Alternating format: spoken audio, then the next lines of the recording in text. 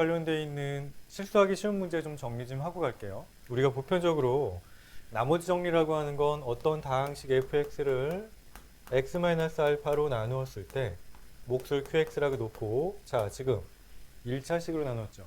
1차식으로 나누게 되면 만약에 얘가 나머지가 존재한다라고 하면 뭐가 존재할 수밖에 없습니까? 상수가 존재할 수밖에 없습니다.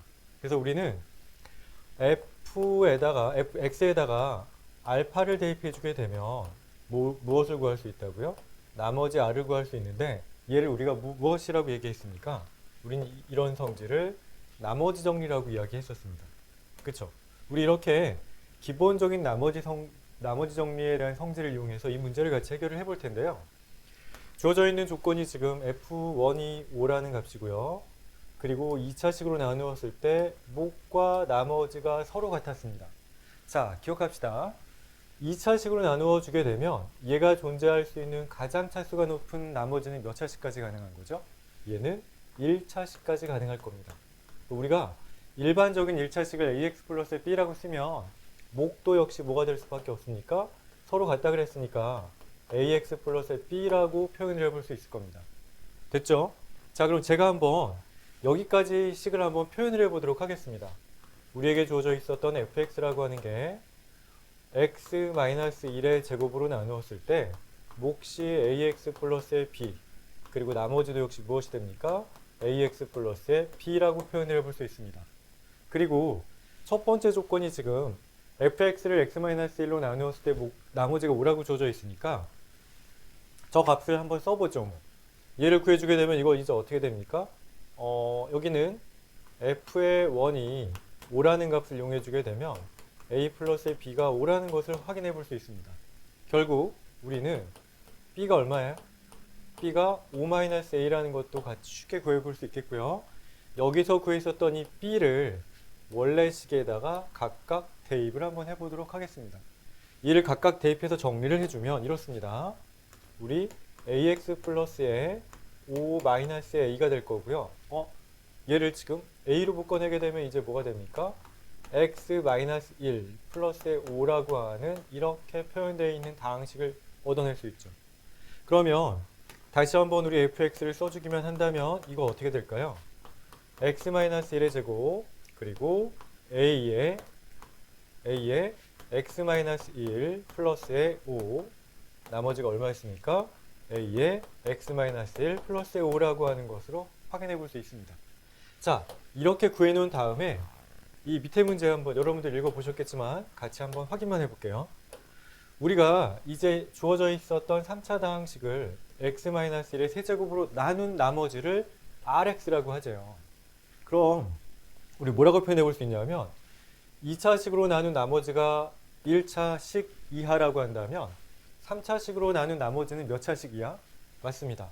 2차식 이하니까 얘는 px의 제곱 플러스의 qx 플러스의 r 뭐 이런 형태로 쓸 수 있을 겁니다. 그리고 이렇게 구한 이 나머지가 r0랑 r3의 값이 같다고 할 때 우리 r5의 값을 구해봅시다 라는 거거든요. 자, 그럼 일단 얘를 전개를 해주게 되면 x-1의 제곱과 x-1이 있으니까 x-1에 대한 3차식으로 우리가 표현해 볼 수 있겠죠. 자, 얘를 그냥 전개만 한번 해볼게요. 얘를 전개를 해주게 되면 a의 x-1의 세제곱 플러스에 5의 x-1 플러스에 a의 x-1 플러스의 5라고 이렇게 표현을 해볼 수 있는데, 문제를 볼까요? 우리가 이 값으로 나눈 나머지를 rx라고 했습니다. 그러면 fx를 x-1의 세제곱으로 나누었을 때 얘가 뭐가 되는 거죠? 이 값이 몫이 되겠습니다. 이게 몫이 될 거고요. 여기 이렇게 여기랑 곱해져 있는 건 이게 제곱이 될 수밖에 없겠죠. 그리고 이게 몫이 될 거고, 이 밑에 있었던 2차 다항식이 뭐가 될 수밖에 없으니까 rx가 될 수밖에 없겠습니다. 결국 우리가 구해줘야 되는 rx라고 하는 것은요, rx라고 하는 것은 5의 x-1의 제곱 플러스에 a의 x-1 플러스의 5라는 것을 확인해 볼 수 있겠고요. 여기에서 f0, r0와 r3가 같다고 주어져 있으니까 r0와 r3가 같다고 주어져 있으니까 이 값을 구해보도록 하겠습니다.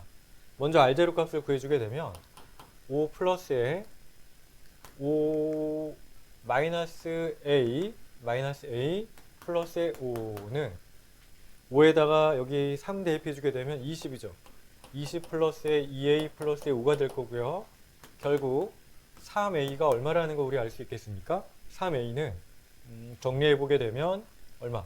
마이너스 15가 되니까 A는 마이너스 5라는 것을 확인해 볼 수 있습니다. 결국 우리가 찾아야 되는 RX라고 하는 값이 무엇입니까? RX라고 하는 값은 5의 X-1의 제곱 마이너스에 5의 X-1 플러스에 5라는 것을 확인해 볼 수 있겠습니다. 그리고 우리가 실제로 구해줘야 되는 값이 무엇이죠? R5의 값이니까 5를 대입해 주게 되면 여기 5 곱하기 16 마이너스에 5 곱하기 4 플러스 5라는 것을 확인해 볼 수 있겠죠. 결국 85 마이너스에 20이니까 얼마입니까? 정답은 65라는 것을 확인해 보실 수 있습니다. 그리고 여기에 지금 A 값을 구해놨기 때문에 이 A 값을 구했기 때문에 우리에게 주어져 있었던 fx 이 다항식 자체도 구해 볼 수 있다는 얘기죠. 됐죠? 표현 방법이 좀 우리가 원래 구해야 되는 값들과 좀 달리 표현되어 있어서 학생들이 여러분들이 어떻게 문제를 풀어야 될지 좀 약간 생소했을 수도 있는데 차근차근 다항식의 성질과 나머지 정리를 이용해 주게 되면 어렵지 않게 해결할 수 있을 겁니다. 꼭 확인해 보시기 바랍니다.